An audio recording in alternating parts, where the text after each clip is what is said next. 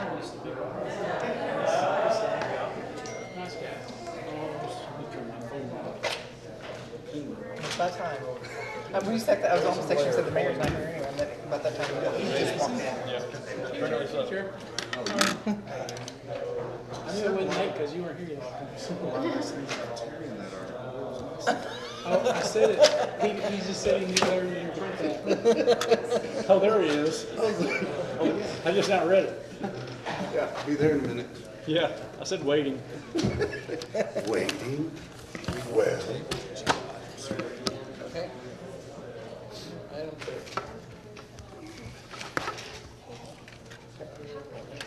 Ready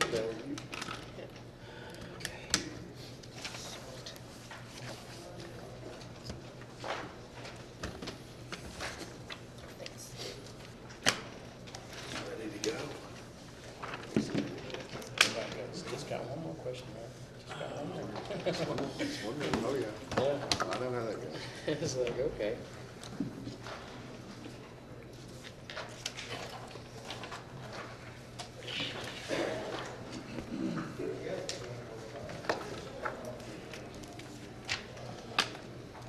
Would you call the roll, please? Danielle McKenzie. Here. Jason Blair. Here. Melissa Hunt. Here. Terry Kavner. Here. Adam Webb. Here. Mark Ham. Here. Glenn Lewis. Here, would you please stand and join me for the Pledge of Allegiance? I pledge allegiance to the flag of the United States of America and to the republic for which it stands, one nation, under God, indivisible, with liberty and justice for all. Didn't you just want to say that? So really. Okay, item number 2 is the consent docket. Item A is receive and approve the minutes of the regular city council meeting held July 3rd, 2017. Item B, accept receipt of Oklahoma Department of Environmental Quality Permit number SL 0000141-70386 for construction of one Vapex Nano Odor Control Unit at Southwest 34th and Broadway. Item number C is approve the resolution number 882-17 adopting the October 2016 Community Development Block Grant Disaster Recovery Internal Audit Report. Item D is approve resolution number 88317 adopting the April 2017 Community Development Block Grant Disaster Recovery CDBG-DR Internal Audit Report. And item E is approve and ratify claims and expenditures for FY 2016-2017 in the amount of $4,613,235.98. Move to approve. All right. Second. All right. Thank you. Would you call for Danielle the vote? McKenzie. Yes. Jason Blair. Yes. Melissa Hunt. Yes. Terry Kavner. Yes. Adam Webb. Yes. Mark Ham. Yes. Glenn Lewis. Yes. Item carries. Item number 3, could I get a tabling motion on this to table this item for tonight? I make a motion to table item 3. All right, thank you. Thank you both. We have a motion to table and a second. Would you call for the tabling vote? Jason Blair. Yes. Melissa Hunt. Yes. Terry Kavner. Yes. Adam Webb. Yes. Mark Ham. Yes. Danielle McKenzie. Yes. Glenn Lewis. Yes. Item is tabled. Item number 4 is consider approval of a 1-year contract extension with Poe & Associates Incorporated for professional engineering services. Mayor and Council, items 4, 5, 6, and 7 are the engineering firms that were properly procured back in 2015. The city staff is recommending executing the 1-year contractual or contract extension under the Article 1, Section 101 in the contract. This would extend the agreement to September 8th, 2018. The firms provide engineering services and troubleshooting our infrastructure through the disaster recovery process. I'll be happy to answer any questions. Anybody want to make a motion? Make a motion to approve. All right, thank you. Thank you. We have a motion and a second. Would you call for the vote if there's no other discussion? Are we voting on these all together or individually? We'll just do them individually. Okay. Melissa Hunt, Yes. Terry Kavner, Yes. Adam Webb, Yes. Mark Ham, Yes. Daniel McKenzie, Yes. Jason Blair, Yes. Glenn Lewis. Yes, item carries. Item number 5 is consider approval of a one-year contract extension with CEC Corporation for professional engineering services, capital planning and resiliency HUD. Do we have a motion on this one? Make a motion to approve? Second. Thank you. We have a motion and a second. Any other discussion on this one? If not, would you call for the vote, please? Terry Kavner, Yes. Adam Webb, Yes. Mark Ham, Yes. Daniel McKenzie, Yes. Jason Blair, Yes. Melissa Hunt, Yes. Glenn Lewis. Yes, item carries. Item number 6 is consider approval of a one-year contract extension with Meshach and Associates PLC for professional engineering services, capital planning and resiliency. This is also HUD. Do we have a motion? Move to approve. All right, thank you. Second? Thank you. We have a motion and a second. Any other discussion on this issue? If not, would you call for the vote? Adam Webb, Yes. Mark Ham, Yes. Daniel McKenzie, Yes. Jason Blair, Yes. Melissa Hunt, Yes. Terry Kavner, Yes. Glenn Lewis. Yes, item carries. Item number 7 is consider the approval of a one-year contract extension with Cabinus Engineering for professional engineering services. Move to approve. All right, thank you. Second. Thank you. We have a motion and a second. Would you call for the vote, please, if there's no other discussion? Mark Ham, Yes. Daniel McKenzie, Yes. Jason Blair, Yes. Melissa Hunt, Yes. Terry Kavner, Yes. Adam Webb, Yes. Glenn Lewis. Yes, item carries. Item number 8 is consider an amendment to Section 74 of the Down Payment and Closing Cost Assistance Program within the Community Development Block Grant, CDBG Policies and Procedures Manual. Mayor and council, on page 198 in your packet, you'll find a brief housing market analysis. A few changes from the analysis on our housing market since the disaster. The median list price has grown over the 4 years, has grown 25.4%. Our target income bracket for this program has grown only 4.4% over the 4 years. The conclusion from the analysis is that the qualified buyers for this program may need additional subsidies.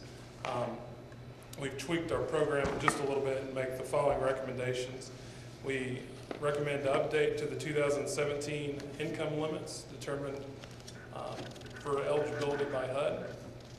Update section 8.4.3 to the minimum purchase, the maximum housing price for an existing home from $133,000 to $138,000, and update section 8.4.4, the maximum housing price per new construction from $155,000 to $180,000. Also in your packet, under section 4, the memo, the city received guidance from HUD General Counsel on how the city should interpret the Fair Housing Act standards for the use of criminal records for the program. Convicted felons are not a protected class under the Fair Housing Act, but to make exclusions, the city must define a policy. The current policy states convicted felony. The city staff doesn't feel like that's an appropriate policy. It eliminates from that target bracket that we're going for. So we make the following recommendations: to amend the policy, define ineligible a household where any member has a felony conviction of a violent and/or drug manufacturing offense within the last 15 years. Page 200 and 201 in your packet gives a comprehensive list of all the criminal offenses that would be excluded or be included on this. With consultation from the city attorney's office, staff recommends approval of this amendment. This is also heard in the Community Development Block Grant Advisory Committee and voted for recommendation of approval. Okay. That I'll be happy to answer any questions. Anybody want to make a motion? Make a motion we approve. All right, thank you. Second. Thank you. We have a motion and a second. to approve the amendment. Would you call for the vote, please? Danielle McKenzie? Yes. Jason Blair? Yes. Melissa Hunt? Yes. Terry Kavner? Yes. Adam Webb? Yes. Mark Ham? Yes. Glenn Lewis? Yes, item carries. Item 9 is consider approval of a contract with OnSolve LLC for the Code Red Emergency Notification System in the amount of $5 for a one-year contract extension. Mayor and council, good evening. For a number of years, we have subscribed to a company called Emergency Communications Network for a service called Code Red. It provides telephone, text, and email notifications, generally of emergencies. We also use it for some of the non-emergency general city notifications to our residents. Recently, that company purchased a couple of other companies and took the opportunity to rebrand their company name. The contract we have before you this evening is simply a reflection of their new company name, some minor reformatting to the contract, and a minor change in how they bill the rollover minutes to us. It's actually in our favor the way they do that. I'd be happy to answer any questions you might have. This is simply a renewal, basically a renewal of what we do. Make a motion, we approve. All right, thank you. Second. Thank you. We have a motion and a second. Any other discussion? Anybody have any questions? If not, would you call for the vote, please? Jason Blair? Yes. Melissa Hunt? Yes. Terry Kavner? Yes. Adam Webb? Yes. Mark Ham? Yes. Danielle McKenzie? Yes. Glenn Lewis? Yes, item carries. Thank you. Thank you, sir. At this time, we'll recess the city council meeting and convene a public hearing. Item number 10 is discuss and consider resolution number 88017, adopting the 2017-2018 one-year annual action plan for the Community Development Block Grant Program and budget for October 2017-September 2018 program year, and authorize the mayor to submit the plan to the U.S. Department of Housing and Urban Development. This is from HUD. Mayor and council, this is our Community Development Block Grant Entitlement Program. The funding award came out. The city is receiving $312,426 for our entitlement program. We've gone through the public participation process through the advisory committee with several meetings, and we make the following recommendations. For administration, $62,485, which is our maximum cap to run the program. For public services, $46,863, which is the cap for public services. And with that, we'll be funding aging services, Bethesda, More Youth and Family, the community-based and school-based programs for More Youth and Family. And we also make a recommendation to not fund Central Oklahoma Community Action Agency. They came in, have several executive directors switch spots. We've conducted a risk analysis that was high, and we've made recommendations to the committee to provide TA over the next year and have them reapply for the following year. And the city projects and infrastructure-wise will be the 1,200 to 1,900 block of Regency at $133,000, and the Crestmore water line for $69,000. That'll be happy to answer any questions.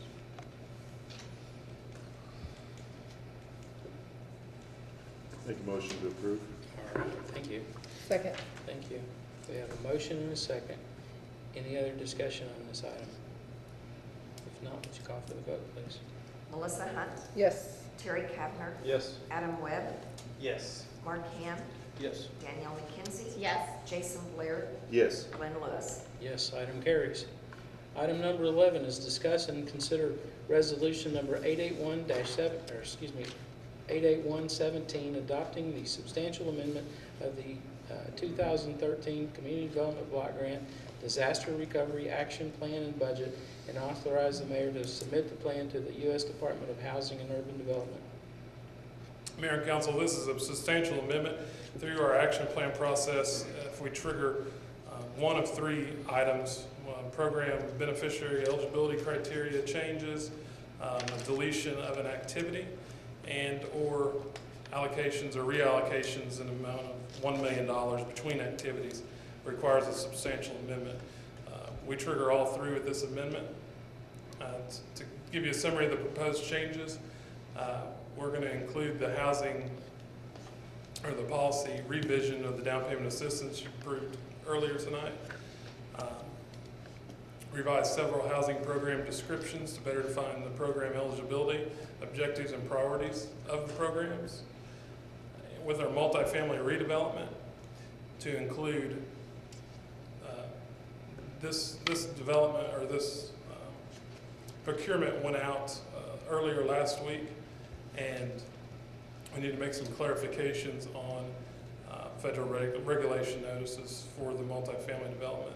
So that will include, the developer will have to include broadband infrastructure, the city's green standard definition, we're broadening it, and ICC 500-2014 for standards for design and construction of storm shelters. They must provide a community or residential shelters as defined in that code, and also include crime prevention through environmental design as a requirement for submittal. In the infrastructure category, we're increasing the budget. In the resiliency category, we're decreasing and moving that funds to infrastructure. There's $83,000 that has been funded for feasibility of the resiliency hazard mitigation wall. We went through that process and determined it was an ineligible activity, and so we're moving that to planning expense and reducing the planning budget and moving the funds to infrastructure. There's a summary of the proposed changes that outline our current versus proposed of all the categories. And then in addition to, if approved, we'll submit a grant agreement for the remainder, $27,174,000 to HUD. This is a requirement and must be submitted by October of this year to allocate all of our remaining funds we have with them. Staff recommends approval of this. I'd be happy to take any questions.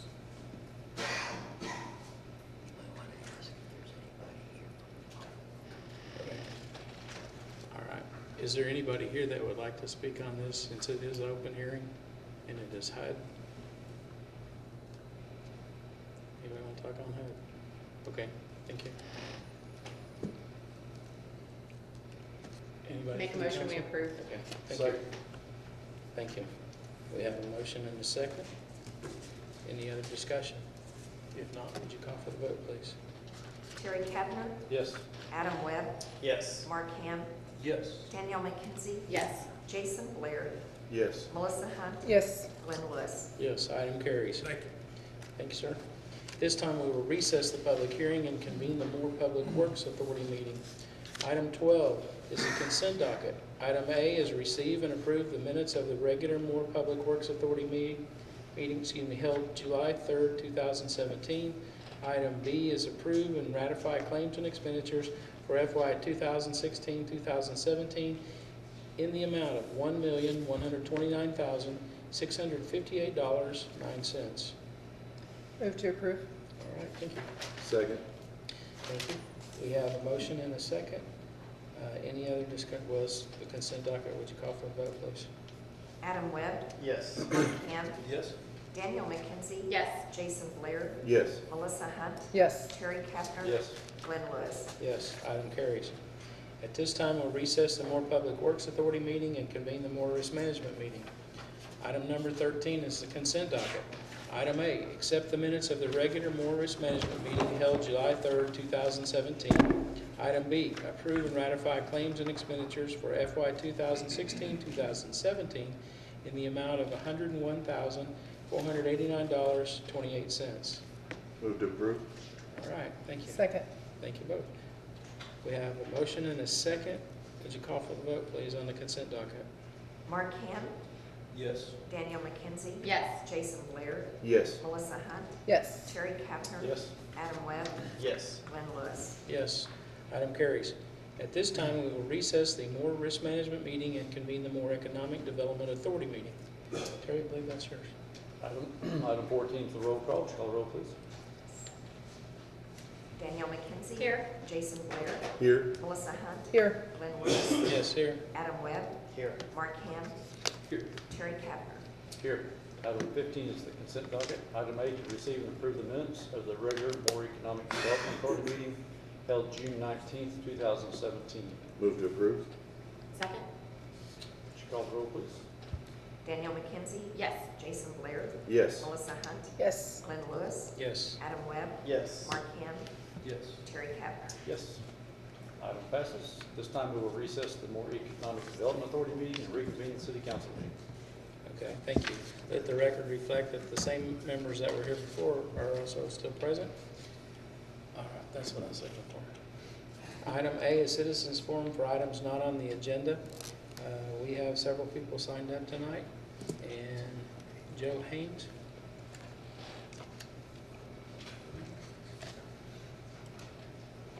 Lives at Silverleaf Drive. Oh. Oh, I'm sorry. There might be some more people that want to talk about this too. We've got several people signed up. You know, other people coming up with the same issue.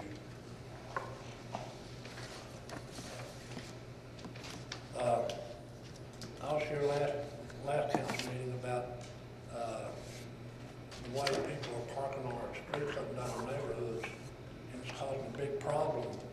And I don't know if y'all know the app called Nextdoor, but I got on that app and I sent out a deal about people parking in the residential streets and blocking people's driveways and mailboxes, and people speeding around them and all this kind of stuff. I've talked to Adam Webb about it several times, and people just park however they want to. And I've asked a lot of people to come to the city council meetings. I posted again Friday on this Nextdoor app. I posted again this morning. Some of the people said they couldn't come because they get off late for work.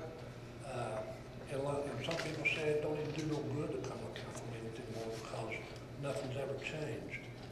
And so I'd like to present copies of people's text on the Nextdoor app that do not like the problems they're having, not only in my neighborhood, but other neighborhoods throughout Moore. And I think y'all need to read these comments because people don't like it. You know, some guys are using their homes as a business. They're putting all kinds of vehicles out on the street, on both sides of the street, and they can't even get down their own residential street to get to their homes. And, you know, I always thought that the streets were made to drive on, not park in. And, you know, now that high school football season's coming on and we live just one block east of Easter, since they put up the no parking signs on Main Street, our street, you can't even get down the street on football nights because the residents park on the street, and then all these other people that attend the ball games, they want to park on our street because it's closer to the football field. And then Saturday morning or Friday morning, if they have a ball game on Thursday night or Friday night, I get up the next morning, I go out to the front of my house, and there's all kinds of trash kicked out of people's cars in my front yard. And, you know, I'd like to give each one of y'all one of these texts, and maybe y'all read what the other people more, the residents think about. What do you think we should do about this problem? Well, What is your solution? if it's, I understand people that's got a family reunion or a get-together, I understand that. But people that use the city street as an everyday parking lot, no. Okay. So you think there should be no parking on any city streets? I mean, because I have the same issue in my neighborhood, but I mean, and that's, Well, I but, think the sign ought to read no resident parking. In other words, if you're a resident of that How do you enforce that, to know if they're a resident or not? I mean, of that home? Well, you know, these guys, these police officers that patrol the neighborhoods and stuff, they know whose cars are there all the time. They know who the residents are. They don't even have to second guess. You know, because they're patrolling, they're supposed to be out there patrolling the neighborhoods and stuff like that. They get to know who's supposed to be there and who's not. You know? And, you know, like I said, I don't have a problem with people that have a get-together and they don't have no place, but, you know, a lot of people park in the street and they got 2 open driveways. Well, they want to park out in the street and cause problems for neighbors trying to back out of their driveways, and instead of using their own driveway because it might inconvenience their mom or dad that might have to move their vehicle to get out of the garage or to leave. Well, that's not my problem, and it shouldn't be our neighbor's problem. The only problem I see is if we pass an ordinance that prohibits parking on the side of the street, that means your family reunions and all that's out too. No, no, sir, that's not what I meant. Okay. I said if that sign read no resident parking, There's no way we would have to know who's a resident or not. Impossible to enforce. There's no way we could expect our police officers to know that, because you're talking about, there's almost 60,000 people and more. So it comes down to, it would be impossible to enforce No. residents not parking and on the Norman's street. done it. I don't know, I actually work in Norman, and there's quite a bit of residential parking on the side streets in Norman. Yeah, and Norman actually has a code enforcement division that goes out and drives and enforces city codes. The police officers aren't doing that. So that they have people that are assigned to go out and look for. You need somebody to do it. What? You need somebody to do it. No.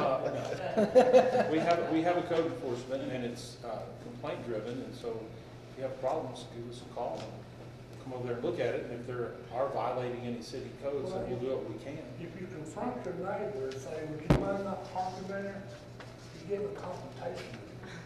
Right. So don't do that if you think it's gonna not be civil. So when I back out of my driveway, if he's parked across the street because when I back out of the street, he's parked where I'm supposed to be backing to. Yeah, I backed into my neighbor before. And if I nail his car, whose fault is it? Yeah. Yeah, it's yours. It's yours. Walk through your back. Yeah. You know, you back out, you're going with the flow of traffic, you don't back out against the traffic. I mean, the streets are made where 2 cars can pass each other at the same time, correct? So 2 cars get passed at the same time, you got a problem.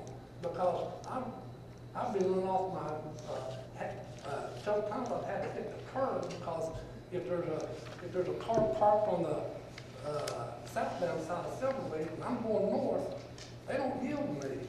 They'll crowd me from off the street. What is the city ordinance about businesses, people operating businesses out of their house? Can they, there are some businesses that people can or can't, or do we know? Do you know? Well, I mean, it depends on the zoning and what they can do, but I will say, Mayor and Council, the gentleman came to the last council meeting, and Stan Drake and I, we did drive down Silverleaf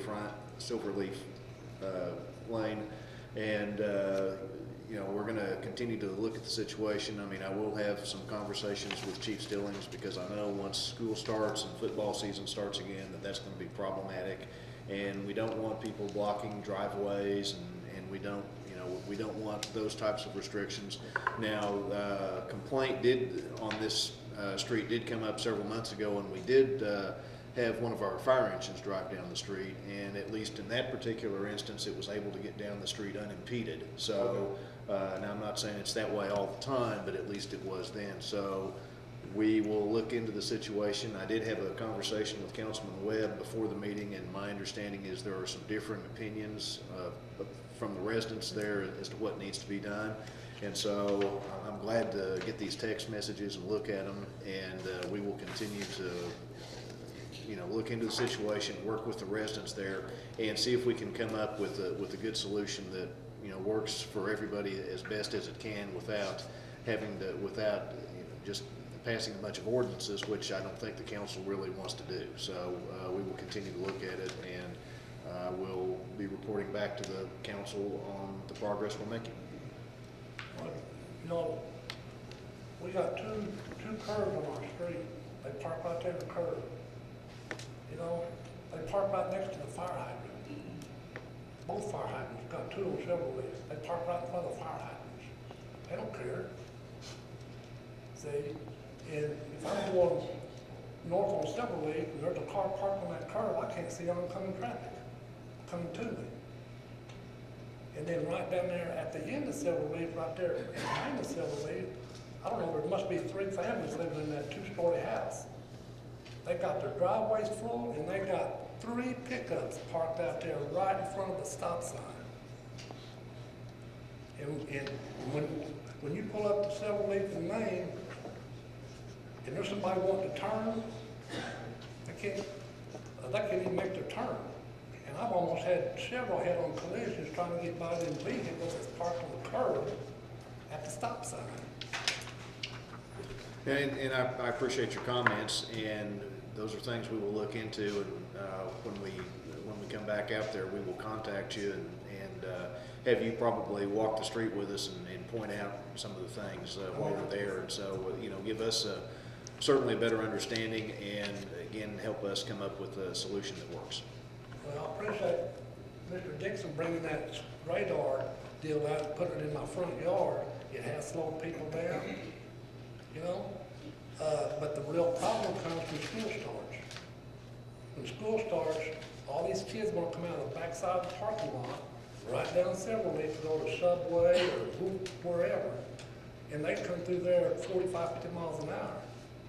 And with these parked cars on the street, it's even 10 times worse. And I've got 3 neighbors that's got kids that's 2 or 3 years old. They don't know any better sometimes, you know, and they get away from their parents. You know, and these teenage kids are supposed to be grown up enough to have their driver's license, but they come through our neighborhood way too fast. No, I understand that. And then dodging in and out of the cars. And I will be having discussions with Chief Stillings about this situation. Okay. All right. Thanks, John. Thank you.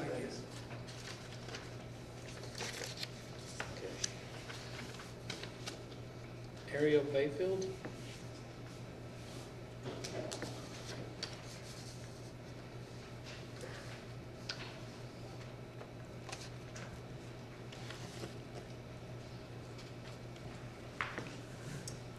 Ladies and gentlemen of the City Council, as a resident of Moore, I feel it is my responsibility to address the concerns of parking in the street.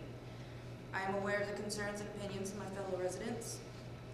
It has been proposed to make it illegal to park on the streets due to it being a safety issue, blocking visibility for those backing out of their driveways, and being impossible for emergency services to get through. As someone who has worked in emergency services and has maneuvered an ambulance around multiple obstacles, I find it difficult to believe that emergency services cannot get through. A month ago, we had an ambulance to take my husband to the ER. At that time, the street was crowded due to limited parking space, and neither ambulance nor fire truck had issues getting to my home. I also agree that with cars in the street, it causes drivers to be more cautious on residential streets. While I do believe that some changes can be made, such as no parking near the stop sign or on a curve in the street, I do not feel that parking on the street should become illegal. Many of us are not fortunate enough to have a 2 to 3 car driveway. I am one of such residents that has 2 vehicles and only a 1-car driveway. If it is decided that parking on the streets has become illegal, where are family and friends supposed to park? People have birthday parties, family get-togethers, and prayer meetings at their homes, not to mention garage sales. Are guests to park at City Hall or a neighboring school and be shuttled to and from the destination? Will the city make an exception to park in our yards to remain out of the streets? Thank you so much for your time. Thank you. Thank you. Thank you. Glenn Herring.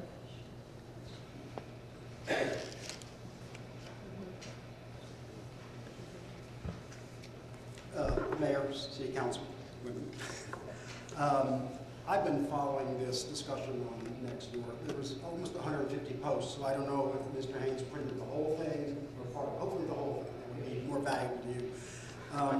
I'm not for the idea of parking on the city streets. The reasons that I feel that way, it's going to impact thousands of more residents, not a few streets, thousands of people. There are many young families that are now my kids' age who have kids that are becoming drivers, so that adds more cars to families. Then you take street parking away, and the ability to deal with that, unless you can have the money to pour extra driveway, that put in, and most people with young families don't have extra money to do that. I believe if it becomes illegal, the impact on either code enforcement, who is buried right now, and our police department will be overwhelming. I would rather police are looking for crime and not parking tickets, and they probably would too.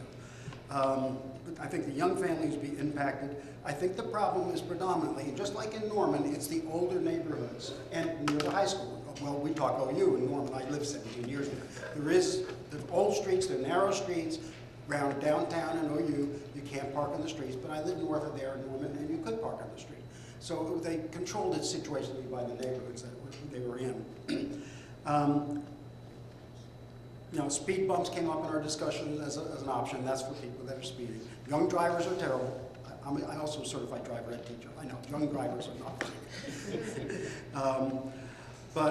And one solution I came up with is trying to find something, because the concerns that emergency vehicle can't get there, that's a real concern. I'm with these folks, on that issue, a fire truck or an ambulance. One idea is you go out and assess the street, you find the older narrow streets that can't handle 2 cars and a fire truck getting through. You might try one side of the street parking. Somebody will hate it on that street, somebody will love it. But at least that's an option you could look at versus impacting the entire community of thousands of people who can no longer park on the streets. So that's the gist of what I wanted to share with you. This is a problem, and yet it could be a worse problem if we say everybody in town, you can't park on the street. Yet there are some safety issues to also be addressed. So those were my views on it. I want to share them with you all, and hope you can come to some conclusion that works for people. Thank you so much. Thank you very much. Thank you. There's no one else signed up on this issue to speak. Would anyone like to speak? Anybody else? Okay. Item B is items from the city council or trustees. I got a couple of comments. One, on what we were just talking about, my personal opinion is, and I think that council agrees, I don't think we're after a blanket ordinance where you can't park on the street. Because I agree with what you said. I think it would be a bigger nightmare than what we've already got. I think there's some things we can do to help that situation. But I don't think we're out to eliminate parking on the street. Secondly, I just want to say too that I attended the planning commission the other day, last week. And I've said it before, but I'd just like to thank them for the work that they do, Elizabeth and her department. They've got a harder job than we do, I honestly believe. Anyway, just want to openly and publicly say that I appreciate the work that the planning commission does. Here, here. Thanks. Anybody else? Okay, any items from the city manager or trust manager? Just would like to congratulate the Parks Department for the event they put on at Buck Thomas Park on July the 4th. It was a successful event, very well attended. I understand the car count was 11,000. I mean, I know some of that's coming and going, but when I was out there, a lot of people, everyone seemed to be having a good time. The weather was great, and again, hats off to the Parks Department. Very good. Yes, great. Okay, anybody else? Anything? Okay, item number 17 is adjournment. So moved. Second. We have a motion and a second. Would you call for the vote, please? Jason Blair, Yes. Melissa Hunt, Yes. Terry Kavner. Yes. Adam Webb. Yes. Mark Ham. Yes. Danielle McKenzie. Yes. Glenn Lewis. Yes, we're adjourned. Thank you for coming. This is trying to.